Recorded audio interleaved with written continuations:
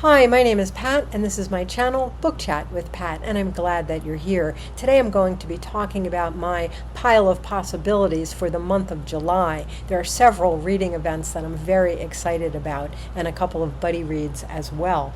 One of the things I'm going to be participating in is Jane Austen July, and I plan to read the group read, which is Emma. This will be a reread for me. This is a novel I've read many times. It's not one that I've ever taught. The only Jane Austen novel that I ever taught was Pride and Prejudice, which is my favorite Jane Austen novel, but I think Emma is a close second. I'm also continuing with the Summer of Steinbeck, and this month, July, we're going to be reading East of Eden. This will be a reread for me, but it's been so many years that I feel like it's going to be a first read. This is the Penguin Classic Deluxe Edition. I'm just going to read to you what they say in the beginning of the book about this volume. East of Eden is the masterpiece of Nobel Prize winner John Steinbeck's later years, a vastly ambitious novel that is at once a family saga and a modern retelling of the book of Genesis. In his journal, Steinbeck called East of Eden the first book, and indeed it has the primordial power and simplicity of myth. Set in the rich farmland of California's Salinas Valley, this sprawling and often brutal novel follows the intertwined destinies of two families, the Trasks and the Hamiltons, whose generations helplessly reenact the fall of Adam and Eve and the poisonous rivalry of Cain and Abel. If anyone would still like to join us in the Summer of Steinbeck, you're more than welcome to join. We read Grapes of Wrath in the month of June. That was the group read, and now we're moving on to East of Eden. I am also a co-host of Rocket Summer in July. I did a separate video on what I'm planning to read for Rocket Summer, so I'm not going to talk about all of those books in this video. I'm just going to say that we're reading vintage science fiction, classic science fiction from the beginning of the genre through the 1960s. The first week is devoted to the beginnings, it can be going back to the 19th century through the 1930s. The second week will be the 1940s, the third week the 1950s, and the fourth week the 1960s.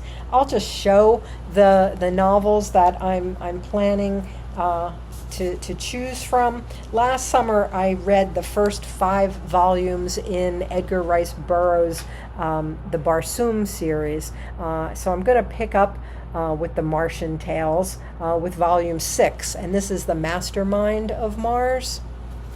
And I talked about all of these in this separate video, which I'll link below.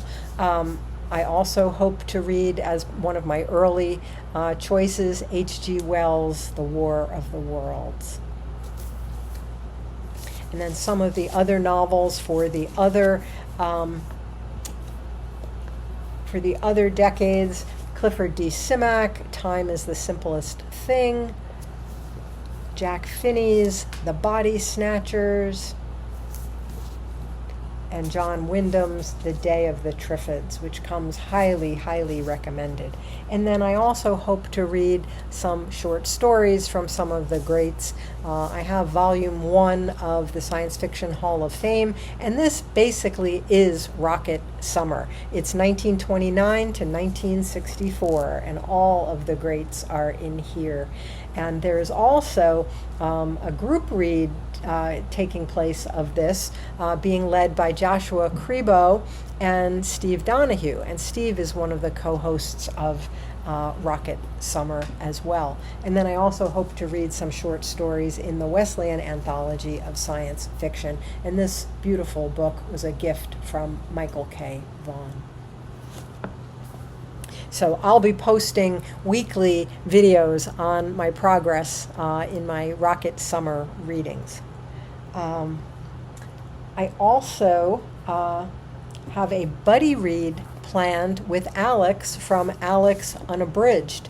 And we're going to read the first volume in the Oxford Time Travel series, and this is Connie Willis's Doomsday book.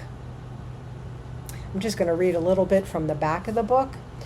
For Kivrin, preparing to travel back in time to study one of the deadliest eras in humanity's history is as simple as receiving inoculations against the diseases of the 14th century and inventing an alibi for a woman traveling alone. For her instructors in the 21st century, it means painstaking calculations and careful monitoring of the rendezvous location where Kivrin will be received. But a crisis strangely linking past and future strands her in a bygone age as her fellows try desperately to rescue her. In this era of superstition and fear, Kivrin, barely of age herself, finds that she has become an unlikely angel of hope during one of history's darkest hours. My in-person book group has also started. We started this in June, and we will continue this through the middle of July. We're reading Frederik Backman's newest novel, My Friends. Just a little bit about this. Most people don't even notice them. 3 tiny figures sitting at the end of a long pier in the corner of one of the most famous paintings in the world. Most people think it's just a depiction of a wide expanse of sea, but Louisa, soon to be 18 years old and an aspiring artist herself, knows otherwise. She is determined to find out the story behind these 3 enigmatic figures. More than 2 decades before, in a distant seaside town, a group of teenagers find refuge from their bruising home lives by spending long summer days on an abandoned pier, telling silly jokes, sharing secrets, and committing small acts of rebellion. These lost souls find in each other a reason to get up every morning, a reason to dream, a reason to love. Now, I just learned about a new event that's going to be taking place this July. This is the first time for this event. This is called Private Eye in July, and I am just thrilled about this. And I watched all of the hosts' announcement videos. It seems like they really put this together. It sounds like, relatively recently, and there's a whole bunch of wonderful co-hosts, and I'll link them all down below. But basically, there are a couple of prompts, and they have to do with reading private eye fiction. It has to be someone who is actually paid to be a private eye. So Miss Marple sadly does not count. But they in all of these announcement videos, they talk about all of the wonderful private eyes from the classic private eye detectives, and then some of the more modern ones. I haven't decided what I'm going to read, but I have a lot of private eye novels, and so I just thought I would show some of the possibilities that I will be choosing from. I am a longtime fan of Robert B. Parker's Spencer series, and Spencer is a private eye, and I have a couple of those. I have I think this was the first one, which I read a long time ago, but I don't really remember it. I could reread this, the Godwulf manuscript, and I also have Valediction, which is another one of the Spencer ones, and I think that might be those might be the only ones that I own. I've read a bunch of these. They're actually still being written, even though Robert B. Parker is deceased, but other people are writing them, I guess, for his estate. But he's definitely someone that I'm considering. I'm also considering Raymond Chandler, The Big Sleep.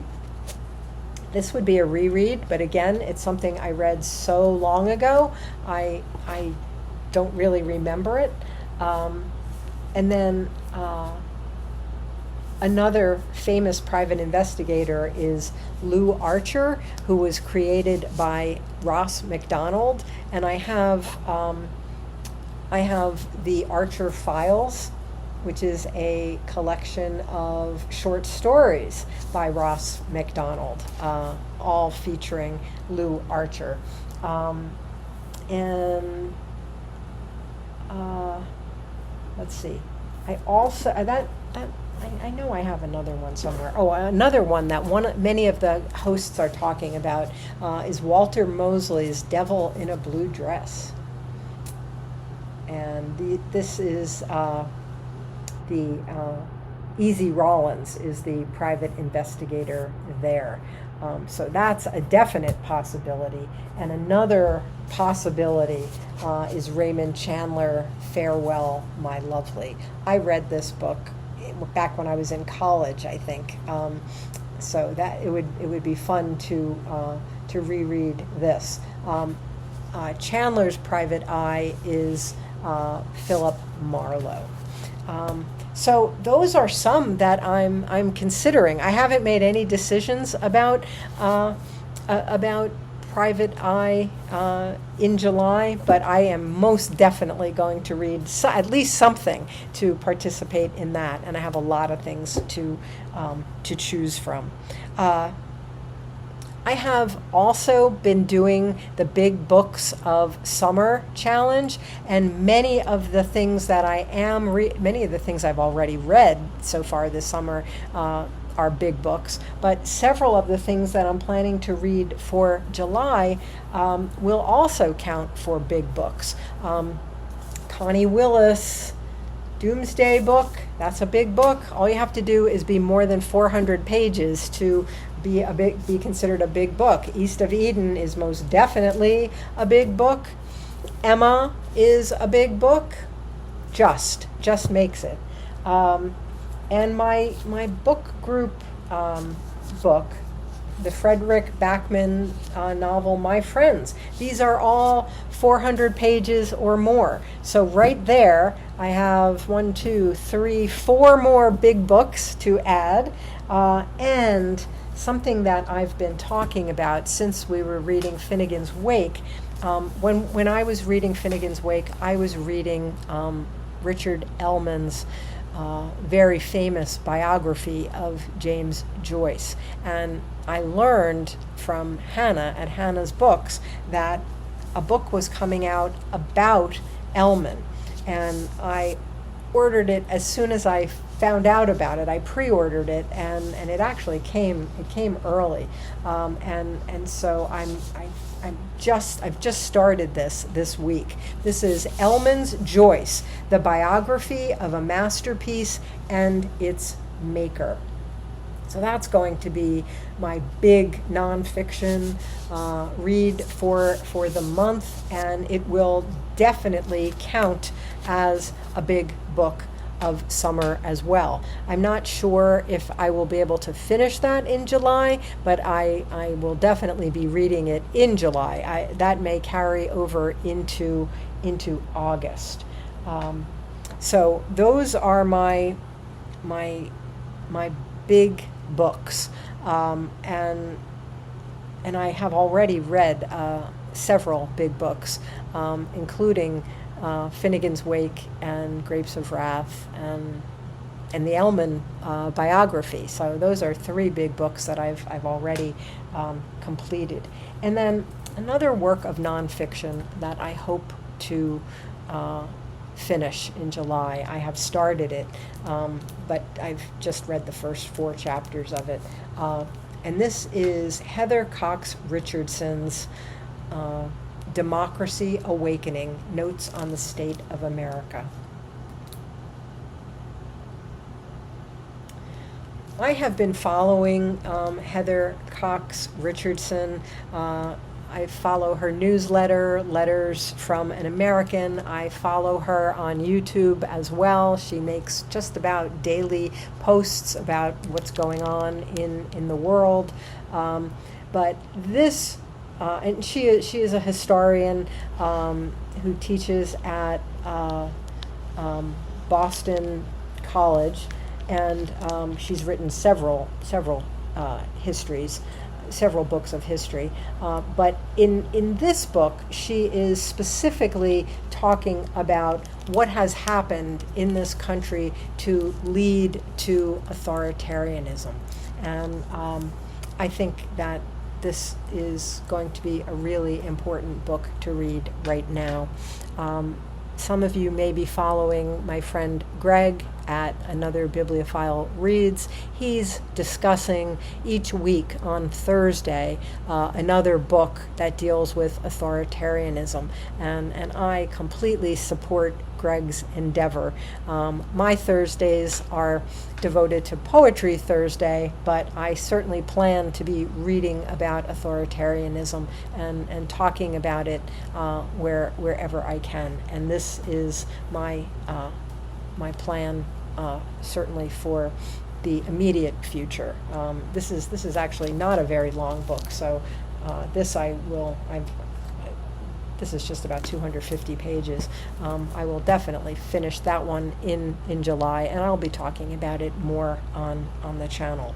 So, some of these are things that I'm absolutely definitely reading, and some of these are possibilities, things I have to decide on. If you have any opinions about my private eye books that you'd like to put in your 2 cents, I'd love to hear about that in the comments. Help me make some choices, because I know I can't read all of those things, not with all of the reading that I'll be doing for Rocket Summer and for Summer of Steinbeck. Those are some, I've got some hefty reading there, but I'd love to hear your recommendations for me for Private Eye in July. So that's what July is looking like right now. I'm really excited about all of these events and about this pile of possibilities. So that's how my July is looking up. Let me know in the notes below in the comments what you're hoping to read in the month of July, if you have your month planned out already. I'd love to hear from you. So, as always, I thank you for watching. I hope that you're doing well. I'll speak with you again soon. Take care.